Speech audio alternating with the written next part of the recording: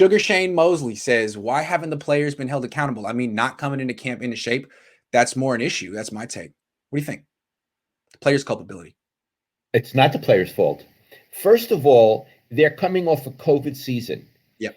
You have to take that into account. Yep. I don't believe that these players are lazy or malingerers.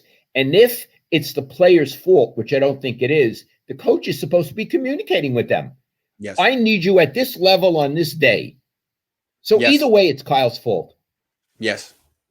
Another thing I would talk about with Kyle, if I were Jed York in a meeting right now, I would have to point out to him that OTAs were just a flat out bust. You were talking this year, like, this year's going to be different because this year the Niners have OTAs. They have minicamp. They're going to be so much more prepared for the season. But actually, given what happened, I think I'd argue that doing nothing would have been preferable to what they accomplished in OTAs this year. I love it. I think that's a really brilliant insight. Doing nothing would have been better because they wouldn't have gotten hurt. I mean, there are ways that OTAs and minicamp could have been beneficial. Like if they had taken the competition out of it and just focused on strength and conditioning, learning the playbook, and drills like throwing mechanics and all the little mechanics of playing your position without competing, everyone would have been healthy. Everyone would have been in great shape and ready for training camp. But that's not what they decided to do. They wanted to push it. And when you push it, you give players an opportunity to compete for jobs. That's great. But honestly, what are you going to do in May? No player has ever done anything in May or June that won him a job. Right. That's not where it's won. So you're creating this competition that doesn't need to happen. You acknowledge they're not ready to do it, and then people get hurt. So seems like OTAs were just a flat out negative experience, and they would have been better off doing last year's training regimen, which was nothing. I agree with you. Iggy, you and I are being very critical of Kyle Shanahan today. I mean, you got to be critical of someone, and he's the head coach of the team. He's the head coach of the team. If you don't criticize him, who are you going to criticize?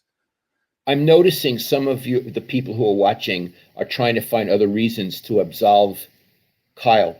That's what Niner fans do. No offense. That's what fans of teams do. You always defend the head coach. He's like the king on the chessboard. You can't let him. You got to defend him at all costs. Because if he's wrong, then the whole direction of the team is wrong. Right. I got it. You always got to throw people under the bus at his expense. I get it. Because once there's no confidence in the head coach, he gets fired shortly after. You don't last much longer after that. So I get it. Iggy, if you were Jed York, and you saw what happened in the OTAs, and the Niners have a middling record, I was going to say 8-8, but the 17 games, 9-8. Okay. Yeah. Would you consider firing him? You'd have to. 9-8. That's an interesting one. If he has a losing record, you definitely have to. If he misses the playoffs, here's the thing: they have Trey Lance, and if Kyle Shanahan can't develop him, and these injury issues keep going on, then maybe you want to bring in someone else that has a solution for the injury issues, and that's better developing young quarterbacks. Okay, hold on, Mister. The coach is upset. I give up. I really don't understand, Mr. Cohn. How is this on Kyle either way when we don't have any context of how the players got injured? I'm lost. Coach, thank you. It's a very fair comment. We are lacking in details, but we're not lacking in one detail. They keep getting hurt. Yeah. They keep getting hurt. Yeah. So I don't know how they're getting hurt, but they keep getting hurt.